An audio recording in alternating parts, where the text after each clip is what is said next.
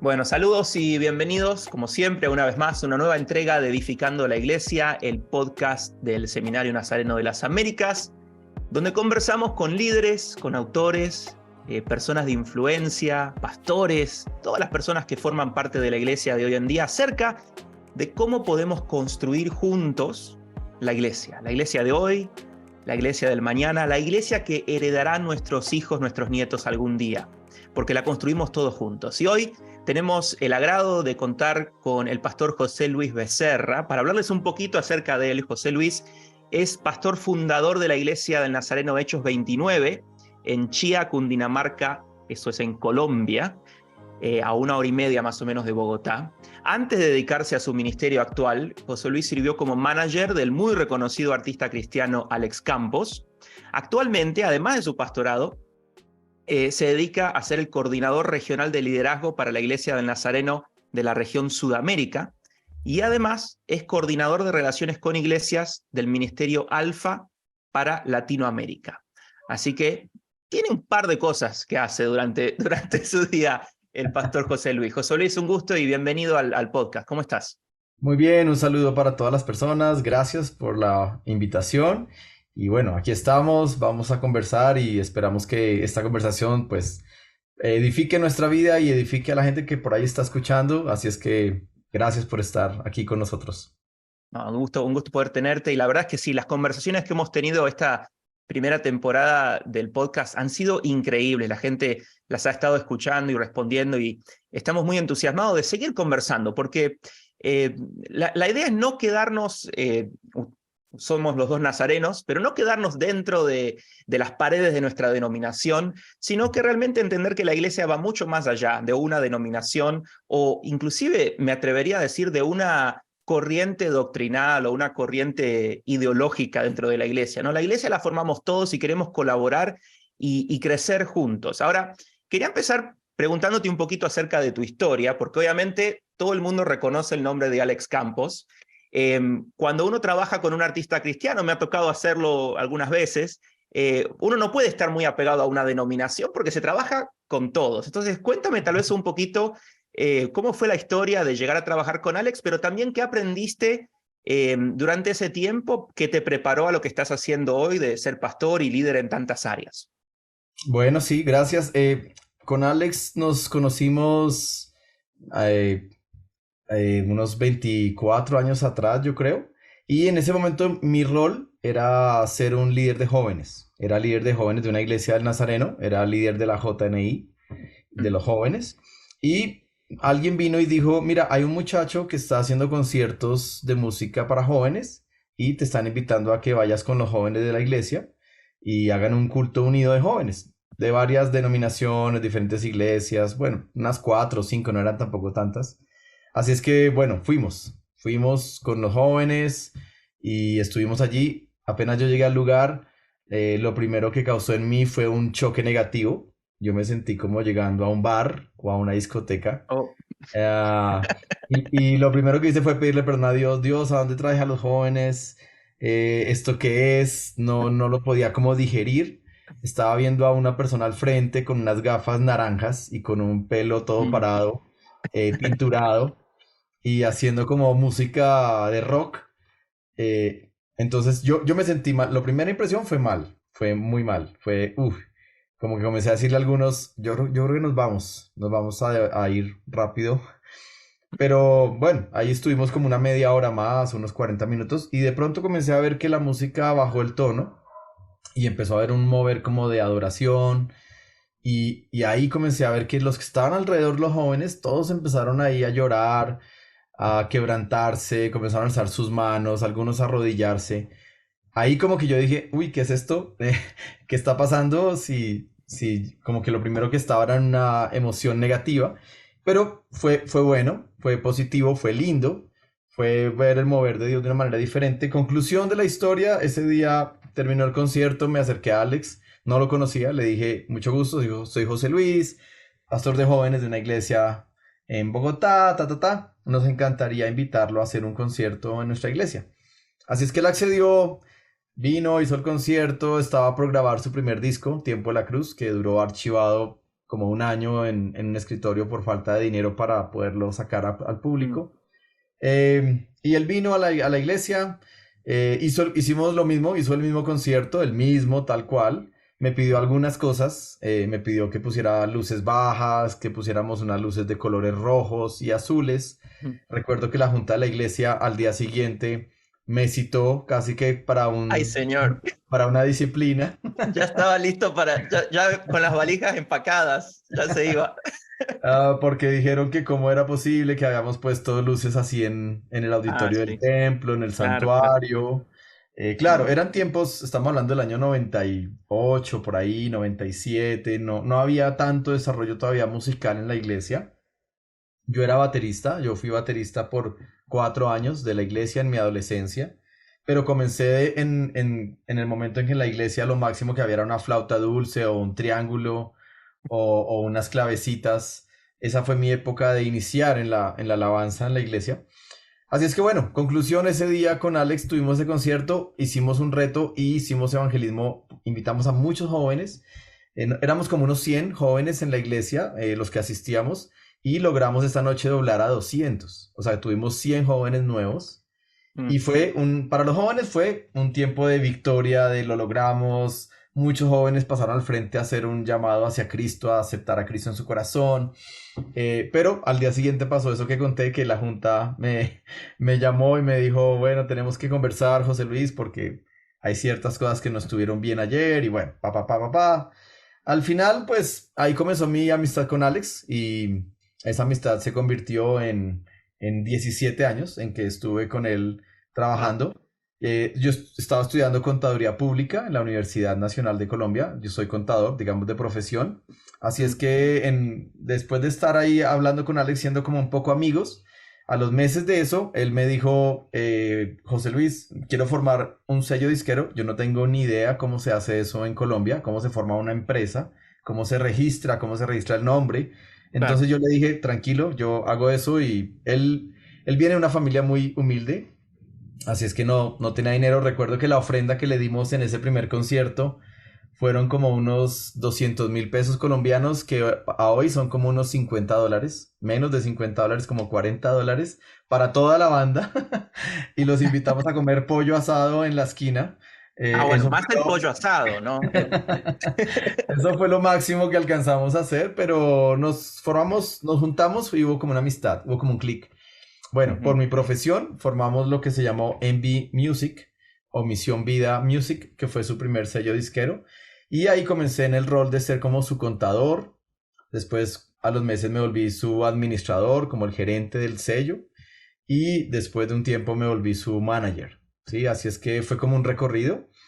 Nunca estudié para ser manager, estudié para ser contador, estudié para ser pastor, estaba estudiando en el Seminario Teológico de Quito, así es Mm. que estaba en ese camino ministerial, pero pues intervino esto en mi vida y fueron 17 años en los que estuve con Alex, trabajando, creciendo, viajando por todos lados, como tú dices, Te tocó haciendo ver otras iglesias, otros estilos, ¿no? todos los colores, sabores, todas las, las formas, ¿verdad? Sí. Bautistas, católicas, protestantes, neopentecostales, pentecostales, libres, independientes, con Sí. diferentes moveres. Pero fue un tiempo de bastante crecimiento y hasta que migré de nuevo a mi rol o a mi llamado primario, que era el pastorado.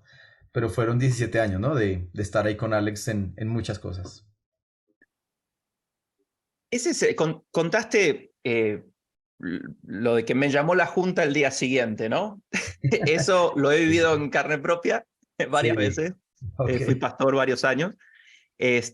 También me pasa, bueno, fui pastor de alabanza y adoración también, y, y me gusta cantar y tocar la guitarra y eso. Por ejemplo, una cosa que me han dicho alrededor de esos años también, en un culto unido de la JNI, que para los no nazarenos es la Juventud Nazarena Internacional, donde se juntan grupos de jóvenes de varias iglesias, era como un concierto unido, un culto unido con diferentes grupos de diferentes iglesias. A mí me tocó hacer una canción y el pastor, un pastor que ya falleció, que en paz descanse, después del culto vino y me dijo, muchacho, ¿usted por qué canta como americano? Eso fue lo que me dijo, porque yo era un estilo así también rock, ¿no? Ajá. Pero a mí eso es lo que me hace pensar un poco, y es una de las cosas que hemos estado conversando en este podcast. Eh, Ese es el desafío más grande de la iglesia hoy en día, es adaptarse a la nueva generación y que las formas de la iglesia sean atractivas a una nueva generación, porque no me parece algo nuevo, ¿no? Es algo que todas las generaciones han lidiado con eso, ¿no? En una época la idea de tener una batería en el culto era sacrilegio, Ajá. pensar en cómo vas a tener, ese es el instrumento del demonio, ¿no? Y antes de eso, muchas generaciones más atrás, era la idea de cantar, ¿no? Era cómo va a tener un piano, ¿no? Ujú. Entonces, ¿ese es el desafío más grande, José Luis, o hay otro desafío para la iglesia de hoy en día? Bueno, yo creo que hay un versículo que me ha gustado mucho en la pandemia y es el versículo que dice que los hijos de Isaacar eran entendidos de los tiempos. Y he estado Mm, pensando todo este tiempo, ¿no? En ese ser entendido de los tiempos. Cuando plantamos la iglesia, hace 5 años, Hechos 29, comenzamos en la sala de mi casa, éramos 20 personas. El guitarrista de Alex, Javier Serrano, él vino conmigo en ese momento, somos muy cercanos. Ahora está viviendo aquí cerca, a donde estamos, así es que ahora está. Y también asiste el ex pianista de Alex, Juan David Botello. Ellos dos asisten a nuestra iglesia. mm, Participan a veces de la alabanza porque a veces viajan, ellos tienen un grupo que se llama De Luz, tienen su mm. propio ministerio y a veces viajan o a veces tocan con diferentes cantantes, con Quique Pavón, con músico, diferentes, Cristín Di Clario, Marcela Gándara, los llama a veces y ellos están utilizando su don y su talento, ¿no? Pero cuando comenzamos la iglesia, lo que nosotros pensamos hablando de esto del desafío es que para mí el fondo no puede cambiar, los principios son universales, los principios no van a cambiar, pero las formas evidentemente tienen que cambiar y tienen que acomodarse y acoplarse, ¿no? Yo recuerdo en la pandemia muchos pastores que yo escuchaba diciendo el Facebook es del diablo y las redes sociales son del diablo y después en la mitad de la pandemia los veía Cambió haciendo rápido, ¿eh? los megacultos online en Facebook, se volvieron expertos en Facebook. Yo dije, bueno, pero ¿qué pasó? ¿Qué pasó con ese criterio si estaban diciendo que algo así no era de Dios? Entonces, de conclusión, las formas siempre van a cambiar y creo que hay que ser adaptable a las nuevas formas, a las nuevas temporadas. Y algo que en Hechos 29 tenemos muy claro es que la visión principal son las nuevas generaciones y es a donde le estamos apuntando desde hace 5 años. Digamos que de todo mi recorrido por muchas iglesias, de haber estado muy cerca, tengo un gran hombre de Dios que yo sigo mucho y tenemos una relación cercana, lo considero como uno de mis mentores, es Lucas Leis, de especialidades E625. Ujú. Y desde que comencé la iglesia hemos estado tratando de copiar mucho el modelo de pensar. Necesitamos que la iglesia no pierda tantos jóvenes, no pierda tantos niños, ser intencionales. Y ese ha sido un poquito el enfoque de Hechos 29. Creo que la iglesia hoy por hoy debe trabajar intencionalmente en las nuevas generaciones. Hay una frase que dice, la iglesia siempre está a una generación de desaparecer y Claro. esa frase significa lo que pasó en el libro de jueces, ¿no? Dice que se levantó una generación que no conocía todo lo que Dios había hecho con el pueblo y esa generación hizo lo malo y se perdió. Y Dios tuvo que levantar jueces, hombres sabios que trataran de decirle al Mm. pueblo, hey, por acá, recuerden el principio, ¿no?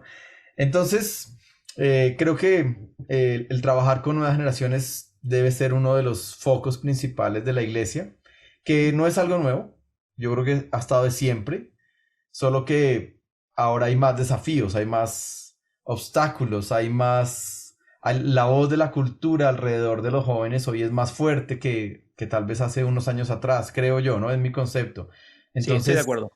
se hace más desafiante para la iglesia. Entonces, la iglesia tiene que navegar en ese océano sin perderlo el fondo, el principio, pero Ujú. entendiendo que de no hacerlo, podríamos estar frente a una generación o dos en que la iglesia tal vez entre en una crisis, ¿no? De no hay nadie, no está viniendo nadie, nadie quiere, ¿qué pasó, no? Entonces, un poquito eso, ¿no? Sí, estamos definitivamente en la generación del contenido, ¿no? No faltan cosas para ver, cosas para hacer, está por todos lados y tal vez es uno de los desafíos que tenemos hoy en día.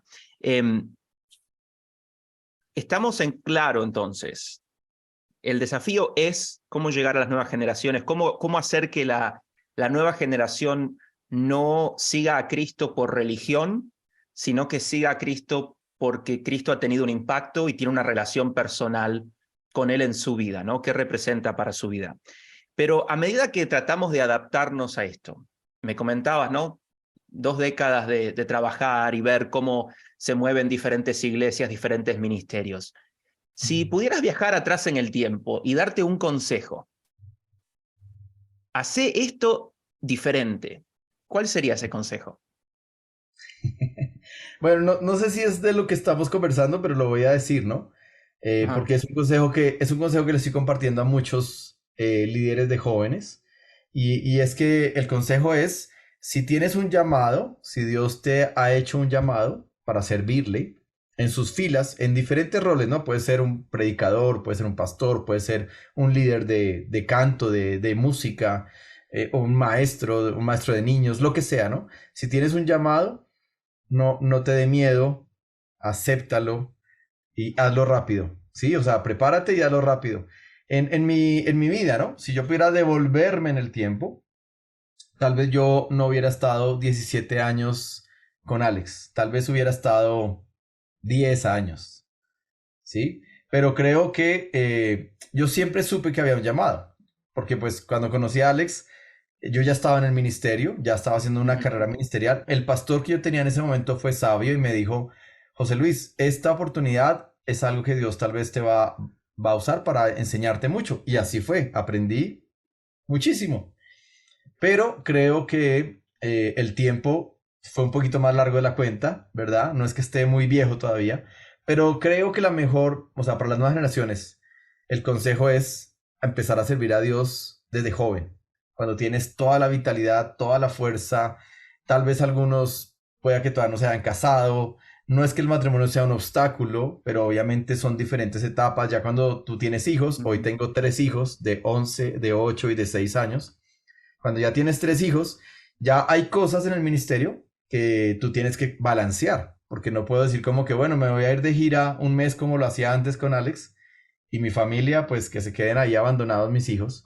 Entonces, indiscutiblemente el momentum del llamado creo que es muy importante para la persona. Lo que pasa es que he visto alrededor de estos 5 años que cambié de rol, he tenido conversaciones con jóvenes que me dicen, por ejemplo, tengo 26 años, ya tengo una profesión y siento que Dios me está llamando, pero tengo miedo de dar el paso porque de qué voy a vivir o quién va a pagar mis cuentas o cómo voy a construir una familia si no tengo algo fijo en lo cual sostenerme. Son preguntas, ¿no? Y creo que los que estamos llamados siempre estamos en ese dilema de es un paso de fe. Y sí, es un paso de fe, pero si hay un llamado, Dios siempre se va a encargar de proveer de manera sobrenatural, de abrir una puerta, de decir, yo estoy ahí, ¿no? Y solamente lo que pasa es que Él está esperando que uno dé el paso. No hay forma de, ahí sería chévere, no sé si la palabra chévere suena bien, sería bonito que Dios nos dijera, tranquilo, mira, aquí está tu cuenta bancaria llena por los próximos 20 años y ven y sírveme. Y si fuera así, pues uno diría, vamos, ¿no? O sea, ya, ¿qué preocupación tengo? Claro. Pero así no funciona, ¿no? Con Dios es un paso de fe, damos un paso de fe, nos lanzamos a un vacío y sabemos que Él nos va a guiar. Alguien me dijo cuando estaba en ese momento de renunciar a Alex, porque fue una decisión que yo tomé por una experiencia que tuve en Oklahoma City, estaba con él en un recital, en un concierto, y Dios empezó a hablarme, a decirme, José Luis, ya es hora. Y yo dije, Señor, ¿eres tú? ¿Es mi voz? ¿Es mi cansancio? ¿Qué es? Y bueno, después de algunos meses entendí que era Dios que me había dicho, ya se acabó el tiempo con Alex, tienes que renunciar. Realmente estábamos en un momento de la carrera de Alex muy bueno, pero yo tenía que bajarme de ese bus. Y en esos días alguien me dijo, José Luis, el aceptar el llamado es construir un puente, cruzarlo y dinamitarlo. Es decir, vas a cruzar un puente donde ya no hay retorno, donde ya se acabó. Recuerdo que cuando yo renuncié a Alex, a los 4 meses, mi esposa me dijo, estamos embarazados del tercer hijo. Entonces yo dije, ¿qué? Pero si nos íbamos a quedar con dos. Bueno, Dios trajo al tercer hijo que fue Santiago. Ujú. Pero recuerdo que en ese momento escuché varias voces, ¿no? Aún en la iglesia, escuché a alguien que me dijo, bueno, José Luis, te tocó volver a llamar a Alex, te tocó volver a coger maletas y seguir unos años más con Alex. Así, voces de ese estilo, ¿no? Y yo me acuerdo que yo dije, no, no, ya, esto ya, yo ya crucé el puente, ya le puse dinamita, ya no hay regreso y vamos para adelante. Hoy, después de estos años, he visto la fidelidad de Dios. De manera sobrenatural, Dios nos ha sostenido como familia, hemos podido ver la bendición de Dios, Dios se ha pasado, así es que esto lo digo más para que aquella persona que está escuchando y dice, uy, yo tengo un llamado y por años lo he tenido archivado en el cajón, por miedo, porque creo que Dios no, tal vez no me va a proveer o porque tengo muchas responsabilidades y no podría renunciar. Yo duré haciendo la transición con Alex año y medio, casi 2 años. Me fui bajando despacio, o sea, después de que yo dije, ya no más, me fui bajando despacio porque pues tenía muchas responsabilidades con Alex. O sea, como contador tenía todo el control de sus cuentas bancarias, financieras, contratos que teníamos firmados a un año, año y medio, Claro. conciertos, giras. Entonces lo fui haciendo, pero sí fui muy firme en decir, querido amigo, nos seguimos. Hoy somos muy amigos, conversamos muy seguido, casi que cada 15 días, él donde esté me manda un mensajito, ¿qué más, José? ¿Cómo va? Y estamos en Ujú. diferentes momentos de nuestros ministerios. Pero sí, creo que el consejo es, si Dios te está llamando, no pierdas tiempo, no tengas miedo, Dios te va a llevar y da el paso. Buen consejo, buen consejo. Te voy a hacer una pregunta más y después hacemos una pausa Ok, para hacer nuestro desafío contrarreloj. Creo que ya la gente lo espera. A ok. ver, ¿quién va a ganar la temporada uno? Pero Oh, te quiero hacer una pregunta interesante, porque ustedes, si mal no recuerdo, en Colombia no hace mucho tuvieron elecciones, ¿verdad? correcto. Presidenciales, creo. Ajá. Este, estuve visitando y el país estaba muy dividido. Y Ujú, es algo que nos está sucediendo en el mundo más y más, que el mundo está dividido, ya no hay gris, es blanco o negro, el mejor o el peor, ¿no? Todo lo que tiene que ver con las ideologías y con la política. Y cada vez estas cosas están más mezcladas con la fe. ujú, Los políticos que se dicen cristianos, algunos son, otros no sé si lo dicen por una cuestión de conveniencia. ujú. Eh, bueno, hay de todo un poco. O vemos, por ejemplo, conferencias en iglesias donde se trae personas a conferencistas que no son conocidos por ser cristianos, pero que son conocidos por hablar acerca de la ideología de género o algún tema en específico. Y cada vez vemos estas dos cosas mezclarse más, la política, las ideologías, la iglesia, en un mundo que está muy, muy dividido. La pregunta es, ¿qué rol tiene que jugar la iglesia en todo esto? ¿La iglesia tiene que estar en el medio de las conversaciones o tiene que abstenerse y hacer como dice en la palabra, dar al César lo que es del César y no tenemos nada que ver con Ujú. vote al que quiere, no nos interesa conversar de eso, no hablemos de política en la iglesia? Yo creo que hay pastores, líderes en todos lados del espectro, ¿no? De cómo ver este tema. ¿Cuál es tu opinión? Bueno, muy buena pregunta. Yo creo que la persecución que Cristo habló, perdón que voy a sacar mi predicador adentro, ¿no? Mateo capítulo 24, es un capítulo bien eh, apologético, es bien de los días finales, ¿no? Y Jesús dijo que a menos de que los días se acortaran, casi que nadie iba a poder salvarse. Eso pues habla de un tiempo difícil. Yo creo que la persecución, tal vez que viene hacia la iglesia, es una persecución no física, sino ideológica. Mm, Yo creo que la persecución va a ser de ideología. Es lo que es mi concepto, ¿no? Tal vez por lo que veo, vivo en mi contexto en Colombia. Claro, ahora estamos en una encrucijada porque tenemos un versículo en la Biblia o un pasaje que nos dice, oren por sus autoridades y bendíganlas.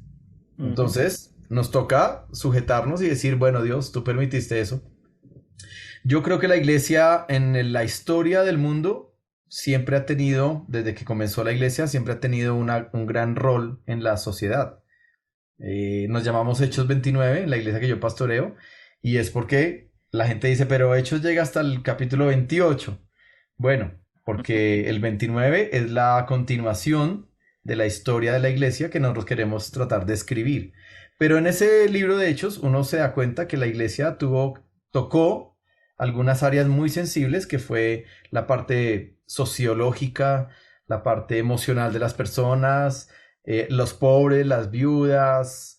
Dice que tenían todas las cosas en común, que repartían todas las cosas. Bueno, si lo habláramos hoy, eso sonaría como a un socialismo extremo, ¿no? Y creo que a muchos no nos gustaría como que, uy, ¿cómo así que están hablando del socialismo? No quiero meterme en esa línea, no quiero meterme en esa línea, pero yo sí creo que la iglesia tiene un rol.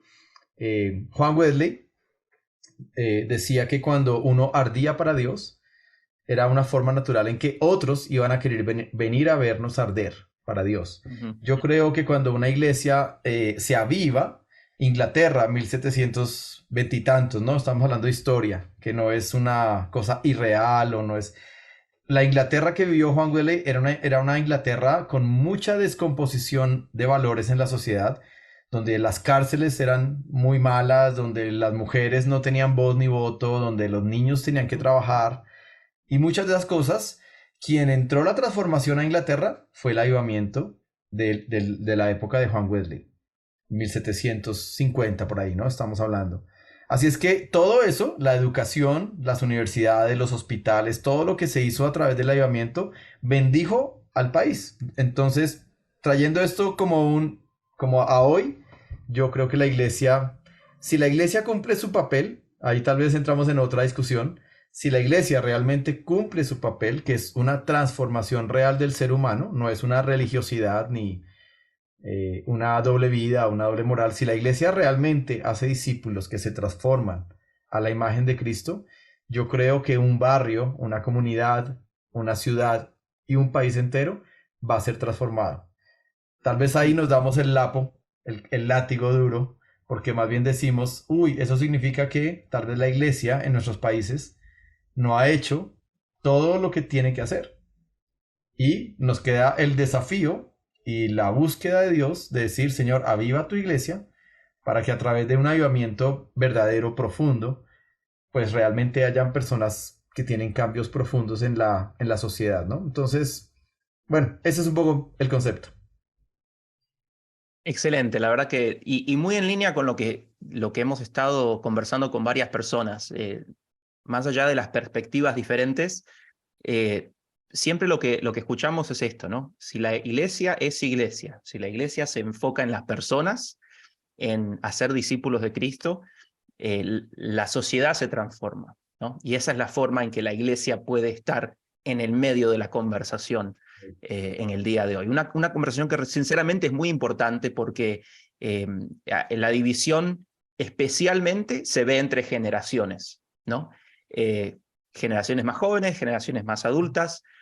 Siempre hay diferencias ideológicas y la iglesia muchas veces trata de abstenerse, pero es difícil llegar a las nuevas generaciones cuando no queremos conversar de las cosas que a ellos les interesan. Correcto. Vamos a hacer una pausa y hacer nuestro desafío contra reloj. Te explico, el juego es muy sencillo, son 60 segundos, yo hago preguntas, la respuesta es, por ejemplo, te pregunto un autor y me tienes que decir un autor. Entonces la idea es tratar de responder la mayor cantidad, no hay respuestas incorrectas, es Ok, responder la mayor cantidad posible. Si mal no recuerdo, creo que Cristi Mota, autora guatemalteca, está en el primer lugar de la temporada, pero va cambiando a cada episodio, así que vamos a ok, ver cómo te va. No hay que bueno, pensar, hay que responder. ok, Es lo más rápido posible, ¿ok? muy bien, El vale, tiempo comienza cuando te hago la primera pregunta. ¿Listo? ok, Vamos. Un personaje bíblico. Moisés, Sansón o Salomón. Sansón, Un autor. Lucas Leis, Banca o silla. Silla, Guitarra o piano. guitarra, Alguien digno de admirar. Jesús, Libro favorito. el líder más importante de la historia. Un predicador. Cristian Sarmiento, Formal o casual en la iglesia. casual, Un libro de la Biblia. Hechos, Película secular con lecciones espirituales. El Gladiador, Himno tradicional o himno moderno. moderno, Evangelismo o discipulado. evangelismo, Mundo moderno o tiempos bíblicos. tiempos bíblicos, ¿Cuál fue tu primer ministerio? jóvenes, Pedro o Juan. Pedro, Un tema para predicar. avivamiento, Calvino o Lutero. Lutero. Tiempo, 18. Muy bien, creo que estás en primer lugar, José Luis. Felicidades. ¿De verdad? ¡Wow! Cerquita, cerquita. Ya estamos llegando al límite. ¿Ves? La próxima temporada lo voy a cambiar un poquito. Voy a cambiar las preguntas, voy a hacerlas más cortas. Estoy aprendiendo, cada temporada aprendo. Mira, buenísimo. Pero bueno, conocerte un poquito. Interesantes respuestas a nuestras preguntas del desafío contrarreloj. Bueno, vamos a terminar conversando un poco acerca, obviamente este podcast se llama Edificando la Iglesia, entonces queremos hablar específicamente acerca de cómo crecer, ¿no? ¿Cómo edificamos la iglesia? Obviamente la iglesia es la gente, para edificarla tiene que haber más gente, tiene que crecer, ¿no? Pero una pregunta que es muy interesante, que nos da siempre mucha tela para cortar, es si las iglesias deben tener un plan de evangelismo o si las iglesias deben simplemente enfocarse en la gente, en discipular, en que la gente crezca en su relación con Jesús, en predicar la palabra, y dejar que orgánica y naturalmente la comunidad, las personas, tal vez las personas de la comunidad a la cual la gente ayuda con sus ministerios, el impacto social que tiene la iglesia, del que ya hemos hablado, que orgánicamente esa gente se vaya acercando a la palabra, a lo que hace el ministerio de la iglesia. ¿Hay que tener un plan o hay que discipular y dejar que la gente venga orgánicamente al redil, digamos? ¿Cuál es la respuesta correcta? Bueno, no sé, lo primero que pienso es que hay que hacer ambas cosas. No hay que hacer una cosa y la otra cosa. Es decir, no podría yo decir esto o lo otro. Yo soy, por mi estructura, un poco de ciencias económicas, soy muy de plan. Soy muy de planear, de planeación estratégica y todo eso, ¿no? Y creo que eso hace muchos años ya permeó la iglesia y no lo veo mal. No lo veo mal, pero uno no puede perder tal vez la esencia. Y para mí la esencia sí es la búsqueda de la presencia de Dios. Para mí ahí sí está el foco, la clave. Creo que las iglesias que han crecido alrededor del mundo, en cualquier denominación o movimientos independientes, cuando uno va y mira y hace un estudio objetivo, uno encuentra que lo que hay en el fondo, algo que es transversal a esas iglesias, es la búsqueda apasionada de Dios. O sea, una vida de oración, cultos de oración, iglesias que están abiertas 24 horas en oración. Hay algunas que tienen eso así. Entonces yo digo, yo anhelaría eso en un futuro, ¿no? Todavía no estamos en esa dimensión de llegar a un punto, pero creo que hay que trabajar en hacer también las dos cosas. O sea, orar, no sé, voy a hablar otra vez a nivel de predicación de ese predicador que está dentro de mí, ¿no? Nehemías, el libro de Nehemías dice que ellos tenían que con una mano tener la espada y con la otra mano estaban edificando las murallas. Nehemías es el mejor administrador que encontramos en la Biblia. El que hizo todo un plan, hizo planeación, hizo lista de materiales y logró, ¿no? Y construyó, llegó a una meta, a un objetivo. Pero me parece muy chévere cuando veo ese balance, ¿no? Que es, para mí, la espada es como la parte espiritual, que es buscar a Dios. He escuchado predicadores que dicen, hermanos, ustedes no hagan planes, ustedes oren y Dios se encargará. Bueno, yo lo respeto, ¿no? Porque es un predicador que lo está diciendo.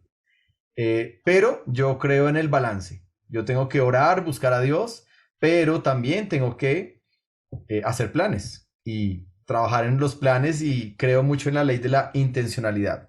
Yo creo que el evangelismo, hablando de al alcance, el evangelismo es algo de lo que la iglesia habla mucho, pero a veces no se practica tanto. Si uno mira de una iglesia, vamos a poner un ejemplo, una iglesia de 100 personas, ¿cuántos han traído personas nuevas? El porcentaje podría ser un poco escandaloso. Tal vez yo diría que 10%, 15% podría ser un promedio, ¿no? Y eso nos deja pensando, ¿y qué hace el otro porcentaje? ¿Son malas personas? No, no son malas personas. Son buenas personas, son buenos miembros que asisten, que crecen, que tratan de hacer, pero ha hecho falta que les pongamos la dinamita en las manos y la pasión por el evangelismo. Entonces, lo que más bien yo diría es cómo logramos que una cultura de evangelismo se implante en una iglesia. La primera pregunta es cómo se implanta una cultura, cómo hago que algo se vuelva cultura en una iglesia. La respuesta es haciéndolo muchas veces. Yo no puedo lograr que la iglesia empiece a ser una iglesia con un ADN de evangelismo o de discipulado o de adoración o de búsqueda de Dios, a menos de que yo haga las mismas cosas muchas veces, repetidas veces, hasta que la inercia comience a ser rota y entonces comienza a moverse la rueda. Eso para mí es la forma en que he entendido que es la forma de implantar una cultura. Hechos 29 es una iglesia un poquito salida de lo tradicional. ¿Sí? Obviamente estamos dentro de una denominación y conocemos lo que tenemos que hacer organizacionalmente hablando, pero en cuanto a la forma, sí ahí hemos hecho cambios tal vez importantes, ¿no? En la liturgia, en la forma en que se predica, en la forma en que se enseña a los jóvenes, se enseña a los niños. Hemos tratado de entrar en una forma diferente, con principios, pero de formas distintas, ¿no? Entonces, conclusión, creo que hay que hacer planes y si tú haces planes, también hay que construir la comunidad, obviamente, y Dios se encarga del crecimiento, pero para mí todo, de verdad, todo para mí parte de la búsqueda de la presencia de Dios. Cuando una iglesia empieza a buscar a Dios, cosas empiezan a pasar, pero hay que tener un plan, no puede ser como bueno, yo voy a dispararle a esto y el otro año le disparo a otra cosa. Creo que Jesús en su liderazgo, ¿no? Si lo viéramos a través del lente del liderazgo, Jesús tenía un plan bien claro y es que Jesús sabía que tenía poco tiempo, 3 años tuvo, para armar su equipo de personas que continuarían la visión. Y hoy nosotros estamos en el cristianismo porque Jesús no falló en ese plan. Pero indiscutiblemente Jesús tenía un plan. No fue como que, bueno, no, yo voy a escoger a estos al azar. No, dice que él bajó del monte, escogió 12 y con ellos los nombró apóstoles, les dio autoridad, los comenzó a mandar en misiones de prueba, venían, los corregía, caminó con ellos y después de 3 años les dijo, bueno, yo me tengo que ir porque tiene que venir el Espíritu Santo, pero ahora ustedes vayan y hagan el plan, repitan lo que hicieron, lo que yo hice con ustedes. Entonces, creo que por ahí va como mi respuesta a lo Incluso, que estás preguntando, ¿no? incluso el tema de los 12, ¿no? De escoger ese número específico. Obviamente hay iglesias que son muy famosas porque tienen Sí, el sí, plan yo de los sé, 12 y todo eso, yo sé. pero más allá de eso, pensando en cuánta gente puedo realmente invertir yo. Yo creo que hoy en día tratar de invertir en 12 personas, si uno está Mm. casado, con familia, con hijos, Es con too much. trabajo, es mucha gente, ¿no? Pero Jesús en esa época, sabiendo el ministerio que venía, que iban a hacer, estar viajando, que iban a pasar todo el tiempo juntos, tal vez ese era el número correcto para él de personas en las que podía invertir realmente a profundidad, ¿no? Hablando de números, Hablas te de voy a números, hacer una pregunta. espérame, Sí, dime, dime, completo la idea. dime. Eso que acabaste de decir es muy potente y aquí en Colombia estamos muy llenos de ese número 12, ¿no? Eh, pero voy a decir lo siguiente, es mi concepto, ¿no? Y respeto todos los conceptos, estamos hablando abiertamente. Un Sí, pastor, un pastor que tiene tiempo completo, ese pastor puede influenciar 12, ¿sí? Pero si sus 12 son papás, mamás que trabajan en una empresa de 8 a 5 y, o sea, son líderes de la iglesia, pero no son pastores de tiempo completo, a ellos yo creo que el número para mí son 3. Es más, así lo hacemos en Hechos 29. Yo tengo 12, mi esposa tiene, bueno, no, no es que tengamos 12, yo tengo 13 o 14, Mi esposa tiene 11 o 10, más o menos por ahí va el número, pero a ellos les pedimos que ellos acompañen a 3 y que después esos 3 traten de buscar otros 3, uno, 2 o 3. Porque lo que tú dices es cierto, o sea, si no hay balance, eh, la vida de la persona se agota, se agobia y se vuelve una religiosidad y no realmente un disfrute de lo que No, es y pertenecer a en una cierto comunidad. punto es, ahora que están de moda las MLM, ¿no? Las Multilevel Marketing, que cada uno busca la persona de abajo y la Sí, de más abajo, en cierto punto se convierte en eso, ¿no? Y no es obviamente la idea de la iglesia. Pero te quería hacer una pregunta ok, que creo que no se habla mucho de esto, no sé si me voy a meter en problemas dale. haciéndola. No nos metamos en problemas, ninguno de los dos. Ok. Pero la pregunta es, ¿hay mucho énfasis en los números en las iglesias de cuánta gente bautizamos y cuánta, el culto del domingo, la asistencia promedio son tantos y a la escuela dominical llegan tantos y este año crecimos tanto y cuando hacemos los informes a las otras iglesias de nuestro distrito o como sea que lo llame en su Ajá. denominación, siempre los números esto, los números aquello? ¿Hay demasiado énfasis tal vez en los números? Sí, yo creo que sí. Yo creo que más bien lo que yo prefiero llamar es que Dios da diferentes niveles de influencia. Y si Dios te dio a ti un nivel de influencia y ya llegaste a tu piso, pues ese va a ser tu ministerio y tienes que estar feliz con el ministerio que Dios te dio. Bueno, alguien me diría, no, eso significa ser un conforme o algo así, ¿no? Pero yo he escuchado en muchas convenciones que estuve con Alex, convenciones de iglesias que tratan de marcar un movimiento de igle crecimiento y toda esa onda. Escuchaba a muchos pastores que decían, pero yo hice todo lo que este pastor hizo y no me funcionó nada y no crecí y me siento frustrado y Ah, entonces lo que yo pienso es, no, Dios no te dio a ti ese nivel de influencia. Dios le dio mm, a Pablo, al apóstol Pablo, un nivel de influencia impresionante. Escribió casi todo el Nuevo Testamento. Pero el apóstol Pedro escribió 3 cartas pequeñas, sencillas, poderosas, pero sencillas. ¿Qué es lo que yo veo ahí? Niveles de influencia diferentes. Y me encanta que Jesús, hay una historia donde Jesús lo toca a esa mujer que está enferma y Jesús no pregunta cuántos me han tocado, sino dijo quién me ha tocado. mm. Creo que las preguntas de nuestra iglesia hoy no deberían ser cuántos vinieron, cuántos asisten, sino quién. Es decir, personalizar un poquito el asunto. A veces veo muchos pastores que llega el pastor de la mega iglesia y todos los pastores comienzan a decir, yo quiero ser como él, yo necesito aprender lo que él hizo, venga, yo leo el libro que él escribió porque ahí es donde están todos los secretos y una cantidad de cosas y al final creo que se pierde de vista eso. El llamado mío es diferente al llamado tuyo, diferente al llamado del otro. Las iglesias grandes cumplen una labor en el cuerpo, pero las iglesias medianas o las más pequeñas cumplen otra labor. Entonces, yo creo que es un tema de entender eso, pero sí creo que hay mucho énfasis en los números y ese énfasis hace que nos metamos en algo que llamamos las cifras evangelásticas.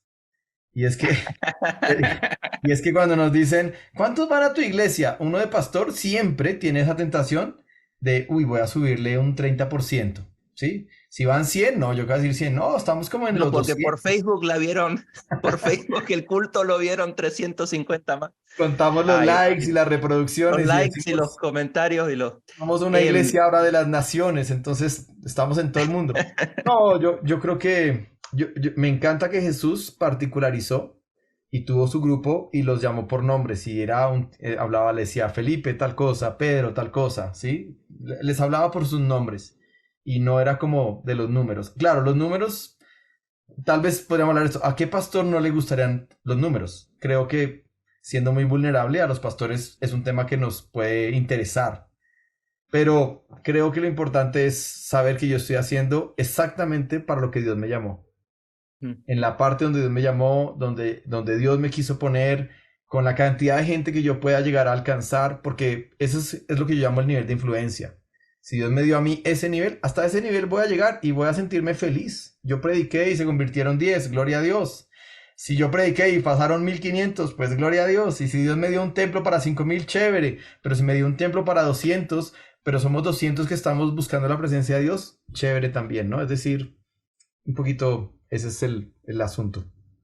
Sí, estoy completamente de acuerdo con eso y sinceramente no es algo fácil encontrar ese punto medio, ¿no? A mí siempre cuento una anécdota de que estaba dirigiendo un grupo de adoración en la iglesia y había una canción que nos costaba y no salía bien, ¿no? No salía bien y uno de los miembros del grupo dijo, bueno, total es para Dios. Le digo, no, ¿cómo Claro, total es para Dios? Le digo, no, hay que trabajar, hay que hacer las cosas con claro. excelencia, hay que tener un plan en lo que hacemos, pero hay una corriente Sí. que no quiero echarle la culpa a nadie, pero sí sé que con todo el movimiento este de Bill Hybels, que él era un pastor en Chicago, un autor muy conocido que, bueno, después cayó en ciertos problemas, pero él era una persona que venía con una mentalidad empresarial y tuvo una influencia muy grande y siempre han habido diferentes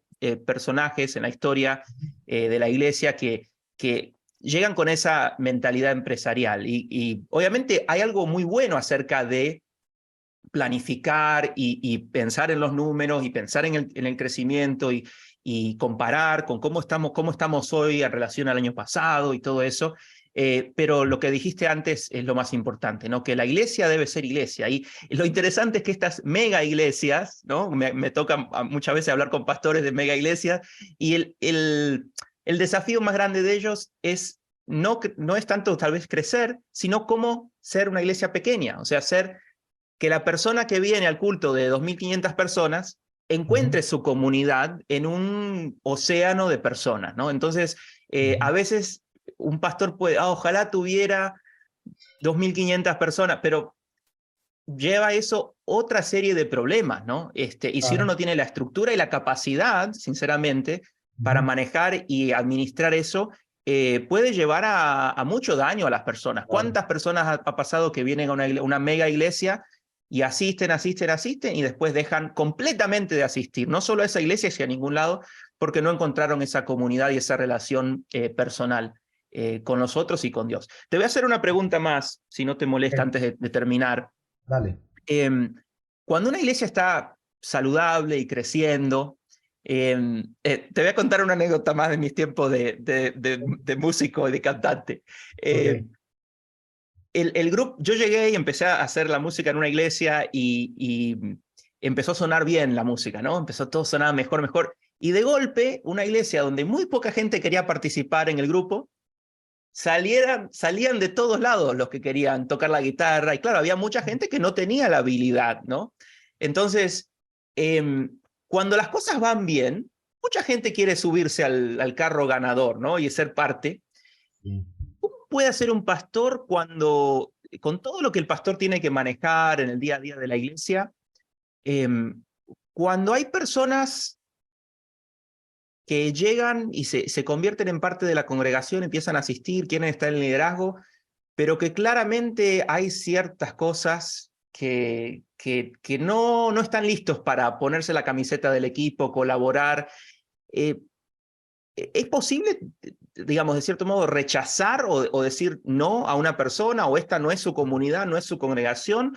¿O hay que siempre seguir invirtiendo y orando por personas que tal vez son difíciles o que no tienen la mentalidad de ser parte de ese crecimiento de la iglesia? Porque a medida que va creciendo, llega todo tipo de personas y eso puede generar mucha dificultad. Entonces, no sé, a veces creo que los pastores pasan mucho tiempo invirtiendo en personas que lo que hacen es generar más y más problemas en vez de apuntar y de jalar para el mismo lado.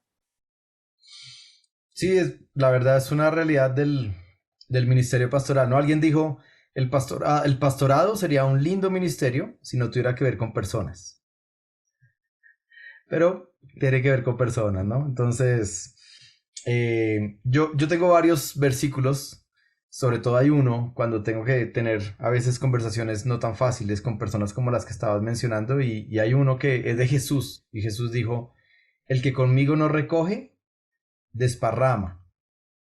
Dijo así, ¿no? Entonces, a veces, como pastores, nos da un poquito de temor cruzar esa línea con una persona porque yo digo, el día que yo me siente con esa persona y conversemos seriamente, de pronto la voy a perder.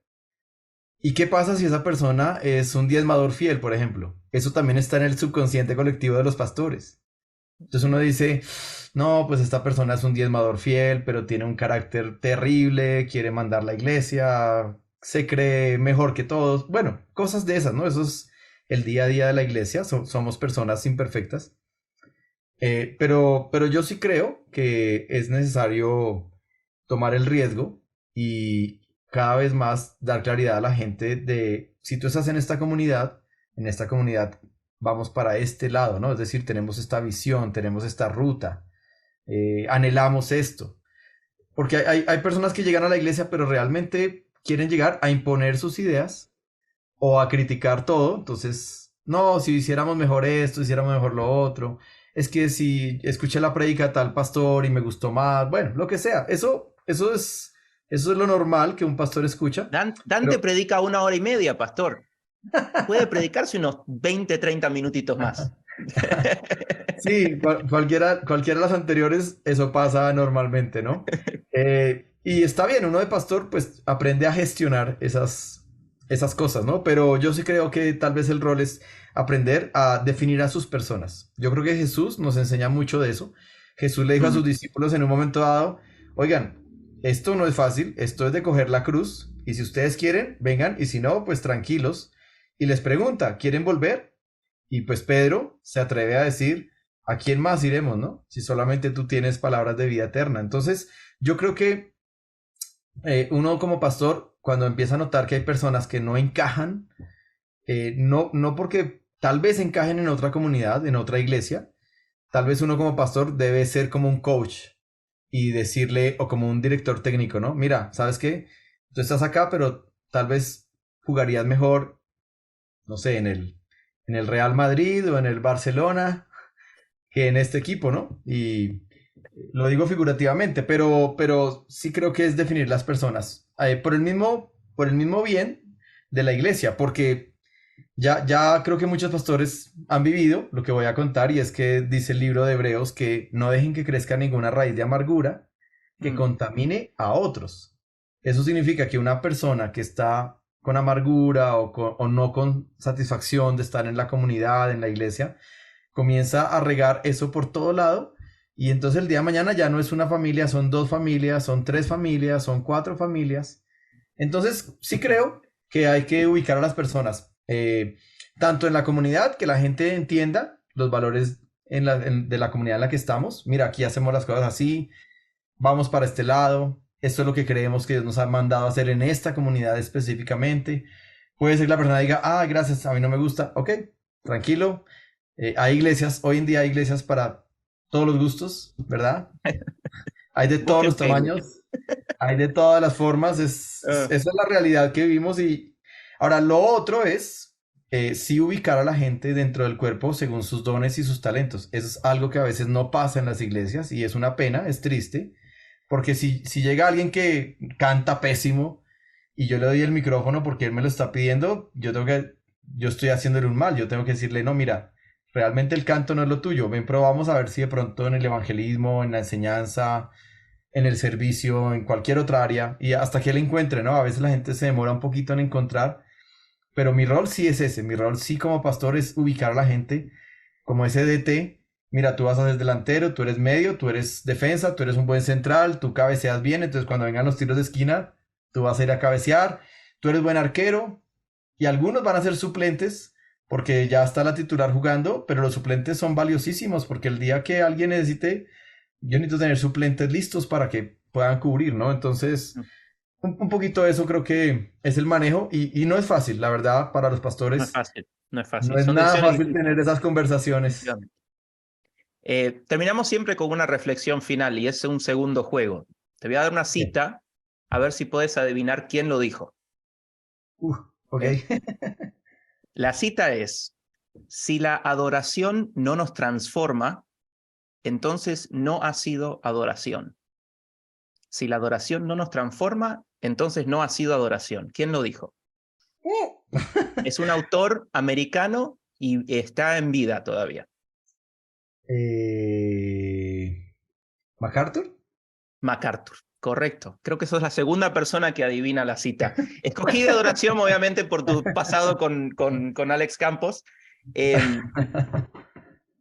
¿Qué te hace reflexionar esta cita? Si la adoración no nos transforma, no es adoración. Sí, mira, en Hechos 29 yo le quité el nombre al ministerio de alabanza por mi experiencia con Alex en los 17 años. ¿Por qué? Porque cuando uno dice adoración, la foto mental de la gente, ¿cuál es? Música.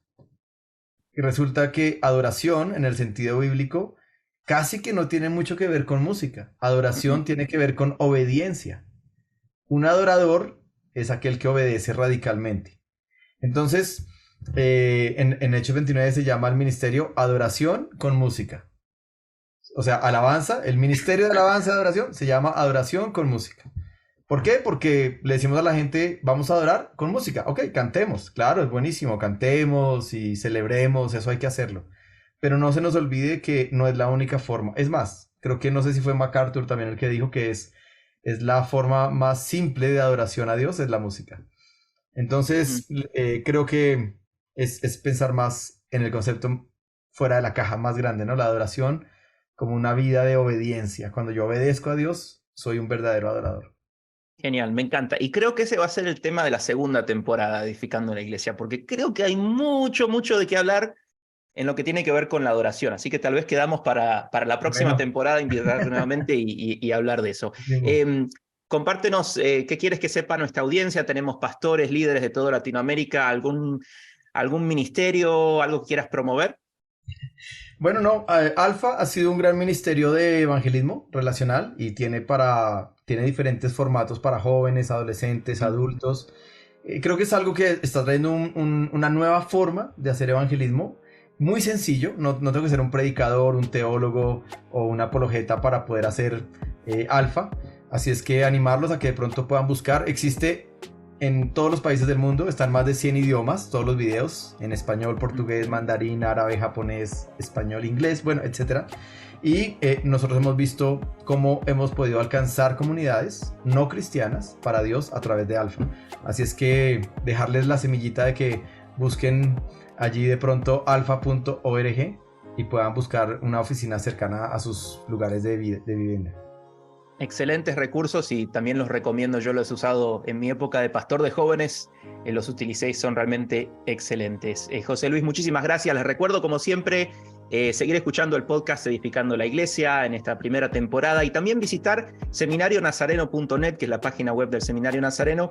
Allí tenemos toda la información sobre nuestros cursos en línea. Tenemos educación teológica para todos los niveles, para personas que tal vez solamente que buscan un certificado, algo para especializarse tal vez en la adoración en su iglesia, para especializarse en el ministerio para niños, el ministerio de la familia. Tenemos ese tipo de cursos, certificados, y también tenemos cosas mucho más avanzadas, tanto todo lo que es la parte de ordenación para ser pastor, pero también maestrías en diferentes orientaciones. Así que hay muchísimas oportunidades para educarse y estudiar en esto que nos apasiona tanto, que es la iglesia del día de hoy. José Luis, muchísimas gracias y nos vemos la próxima vez en Edificando la Iglesia. Saludos, Dios los bendiga.